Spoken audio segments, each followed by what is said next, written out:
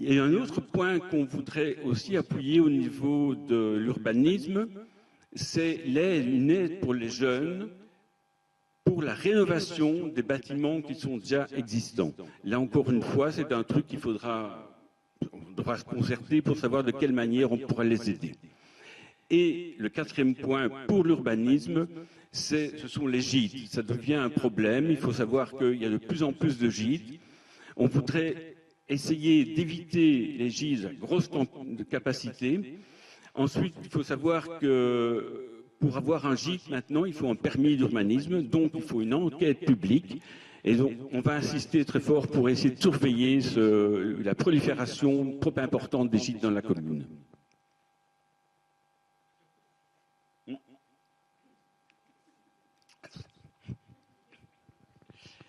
Alors, l'autre point, le point suivant, c'est un point qui me tient fort à cœur, c'est le point de mobilité-sécurité.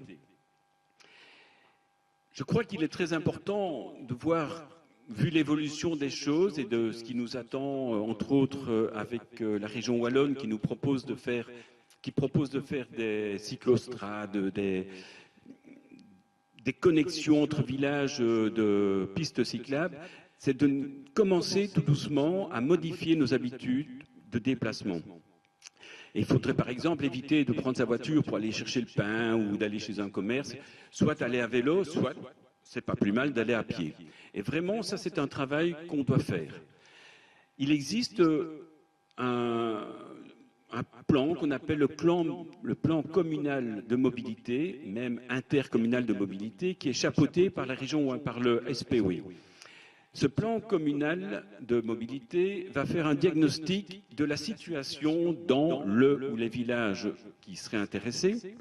Et ce diagnostic tient compte de la mobilité, donc la marche à pied, le vélo, les transports en commun, le covoiturage, la voiture individuelle, tient compte de la population, tient compte de la pyramide d'âge, tient compte de l'évolution, ça tient compte également des écoles primaires, d'existence écoles primaires et secondaires, ça tient compte de la sécurité.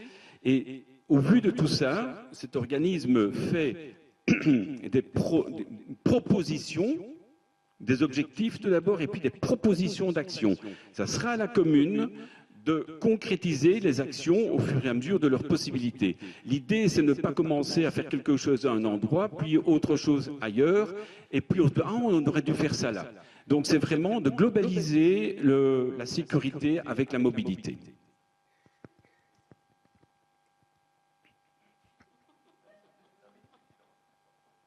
Ça va fort?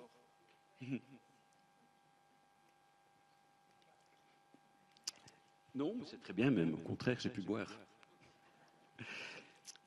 Ensuite, le thème suivant, c'est la petite enfance. Ça va, ça? C'est la petite enfance. Donc, il existe ici à Ouellin vraiment une pénurie de places pour les crèches. Donc, on aimerait bien essayer d'augmenter ces places, vraiment d'une manière assez importante, parce qu'il faut quasi attendre 1 an pour avoir une place. Il faut prévoir avant la grossesse. Ben, c'est un peu space. Bon, pour la création d'une crèche, il existe le plan Cigogne qui apporte des subsides.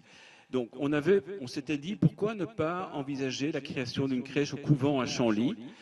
Bon, le couvent à Chanly, il faudra bien le meubler, entre guillemets. Et le fait de mettre une crèche avec le plan Cigogne là-bas permettrait de faire la rénovation du bâtiment avec des subsides, les subsides... Ça va ? Avec les subsides du plan Cigogne. L'avantage d'une crèche au niveau de Chanly, au niveau de Chanly, ça va mieux comme ça?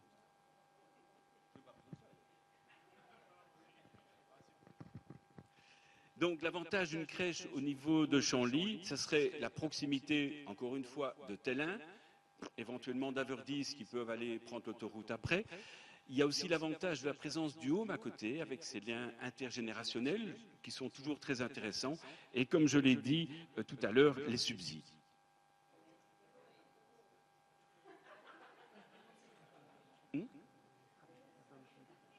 Non, c'est dans le social.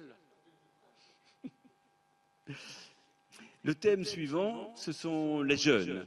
Alors, comme Antoine l'a dit, nous avons la chance dans notre liste d'avoir les deux plus jeunes des deux listes. Donc, c'est Olivia et Antoine. Donc, avec ces jeunes-là, on aimerait bien augmenter les commissions consultatives pour les écouter, voir les projets qu'ils ont envie de réaliser et, par la même occasion, essayer de les aider à la réalisation. Pour les aînés, alors là, je ne sais pas ce qu'il faut dire, ils ont la malchance d'avoir le plus vieux des deux listes. Non? C'est moi, hein? Ouais.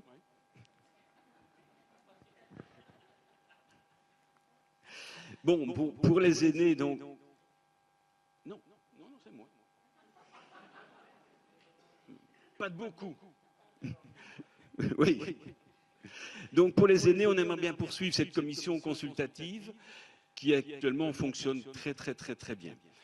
Ce qu'on aimerait bien faire aussi, et moi je trouve que c'est une idée géniale, c'est pas moi qui l'ai eue, mais je trouve ça vraiment bien, c'est de décentraliser les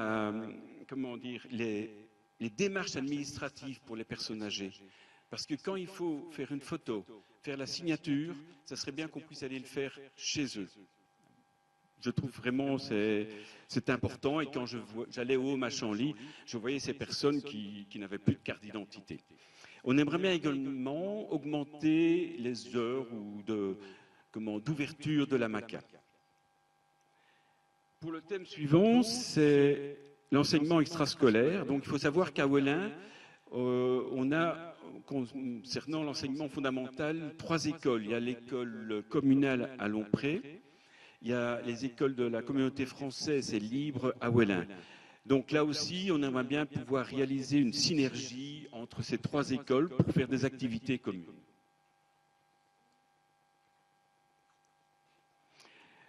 Le point suivant, c'est un point qui est assez chaud aussi. C'est le point de l'économie.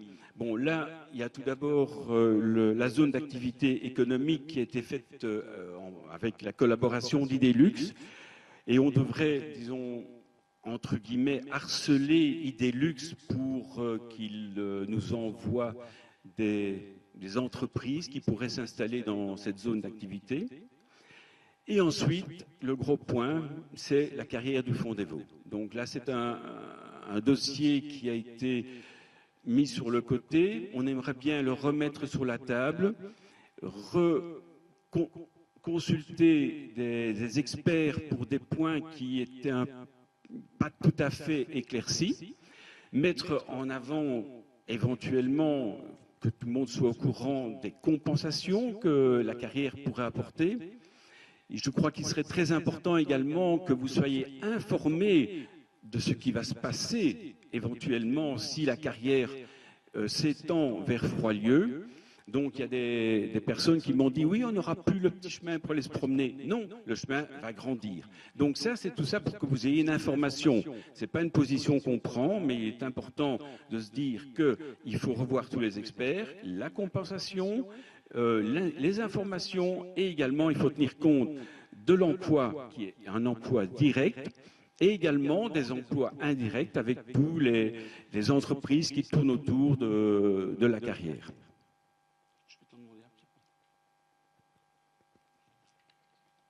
Le thème suivant, c'est le thème social santé. Et là, je reviens avec le couvent. Donc, comme je vous l'ai dit, on pourrait faire la crèche là-bas. On pourrait également installer la donnerie avec un soutien très important aux bénévoles, parce que je crois qu'ils se dévouent fort pour cette donnerie.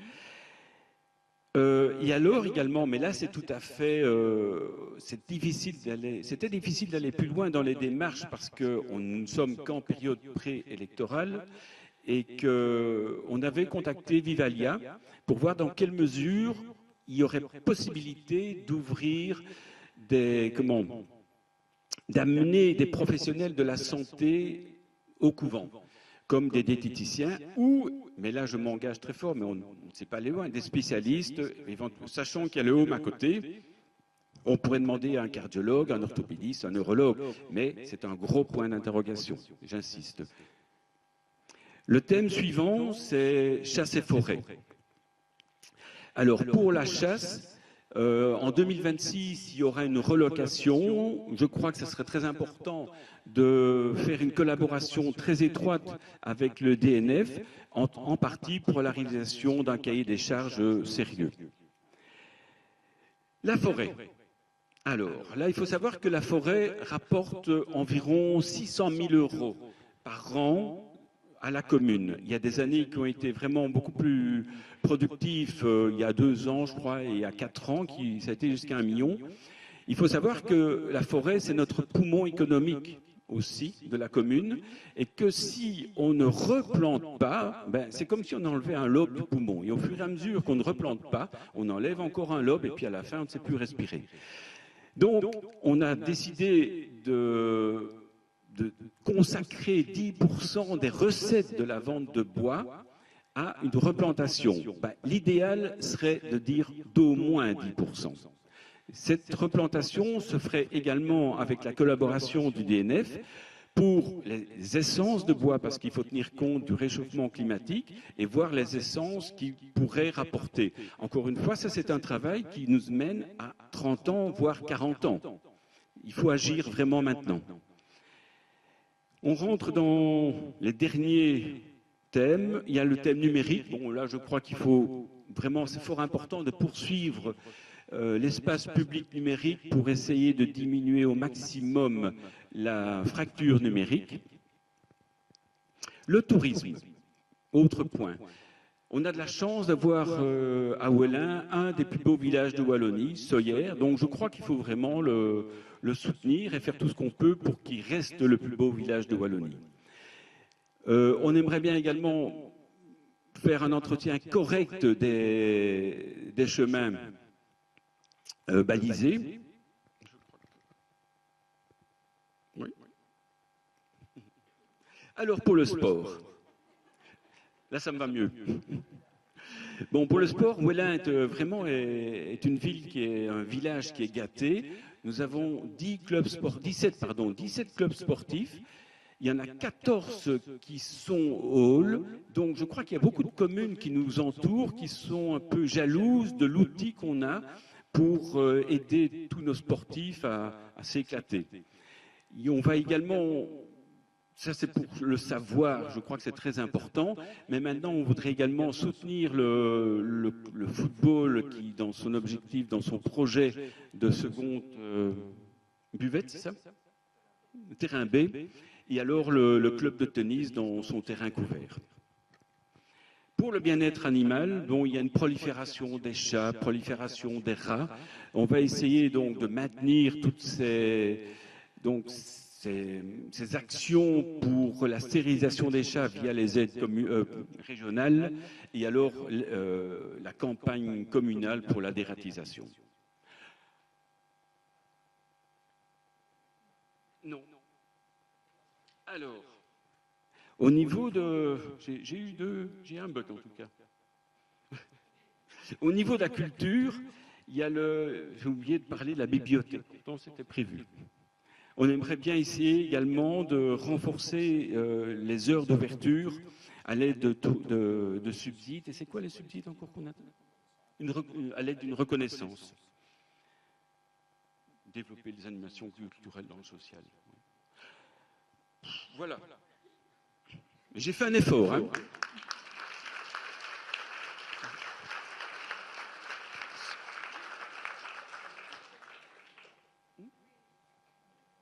Oui. Maintenant, j'aimerais bien dire une chose. Pour moi, la politique, c'est difficile parce que, en fait, on promet. On promet. On promet beaucoup.